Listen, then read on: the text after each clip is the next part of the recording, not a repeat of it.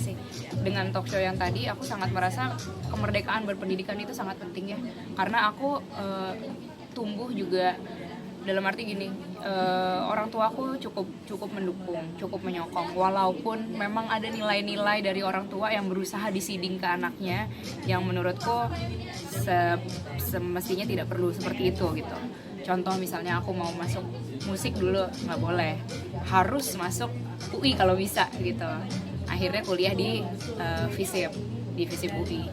Tapi akhirnya jadi penyanyi juga gitu. Jadi maksudnya sebenarnya kalau memang udah tahu passion anaknya, sebenarnya gimana kalau coba ikutin anaknya gitu, karena memang banyak hal-hal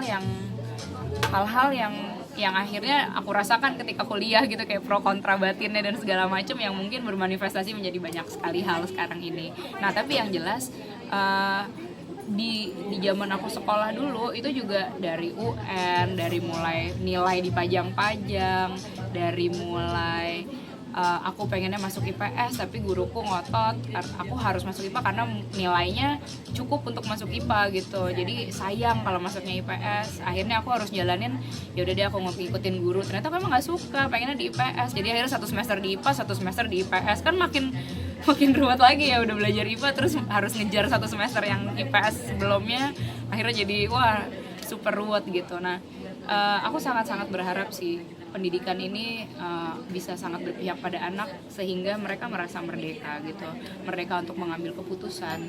Karena mengambil keputusan ini tuh satu hal, mengambil keputusan dan bertanggung jawab pada keputusan itu yang aku rasa kayak hampir nggak dimiliki sama anak-anak Indonesia gitu, karena sudah terbiasa diambilin keputusan gitu. Jadi sama orang tuanya diambilin, sama guru juga diambilin keputusan, sehingga mereka tidak terbiasa untuk mengambil, dan ketika mengambil nggak terbiasa untuk bertanggung jawabnya gitu. Nah itu yang aku rasa perlu, kenapa kita harus merdeka sebagai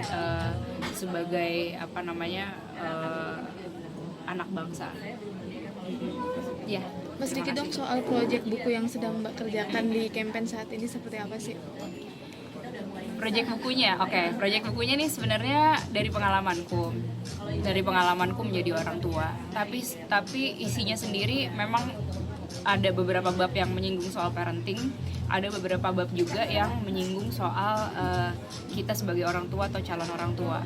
Dalam arti perempuan ke perempuan dan keselesaian kita terhadap diri sendiri gitu. Karena aku ngelihat di sini kayak nggak cuma aku doang, tapi mungkin banyak sekali orang tua yang bertanya gitu, kenapa sih kok kita sebagai orang tua tuh ada yang misalnya kelepasan marah-marah ke anaknya, ada yang kok kayaknya kalau anaknya gini gue kesel banget, kalau anaknya gini gue nggak tahu mesti ngapain gitu. Nah sebenarnya bagaimana kita sebagai orang tua itu bisa membersamai anak tanpa muatan-muatan emosional karena trauma kita yang sudah lalu gitu. Mungkin trauma masa kecil, mungkin trauma-trauma pada saat orang tuanya membersamai dia gitu. Nah itu yang sering menjadi referensi bagaimana dia harus memparenting anaknya dia gitu, dan kemudian ini menjadi pola berulang. Nah jadi hal-hal yang seperti itu juga aku masukkan ke dalam buku. Jadi mungkin bukunya lebih seperti buku inspirasi tapi menyinggung soal parenting dan soal kita sebagai manusia. Itu sebagai bentuk perjalanan ketika Mbak dulu sebagai anak dan sekarang menjadi orang tua, bukan sih? Iya, kadang-kadang ya kira-kira begitu.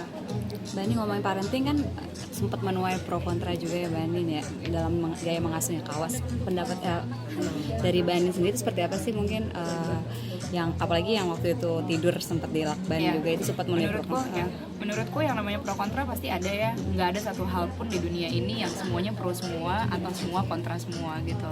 Jadi pro kontra itu biasa, dan kalau buatku keyakinan untuk menjalankan sesuatu itu yang gak kalah pentingnya gitu. Kita di zaman yang seperti sekarang ini banyak sekali yang tidak mindful dalam mengambil sebuah keputusan dan menjalankan sebuah keputusan. Jadi kalau kita udah tahu why-nya kenapa, itu akan menjadi fondasi yang sangat baik gitu. Jadi pesanku sih sebenarnya lebih kepada ketika kita mau melakukan sesuatu, baiknya kita tahu dulu why-nya gitu sebelum kita melakukan sesuatu tersebut gitu.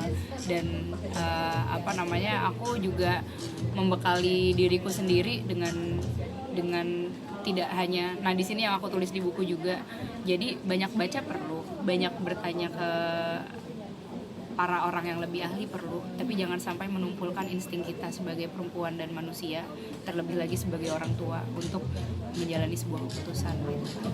Kalau manfaatnya sendiri yang kalau tidur di lakban itu apa sih, Ban? Udah saya tuliskan di situ ya. Oh, iya. Oh ya. Oke. Oke, terima kasih. Ya.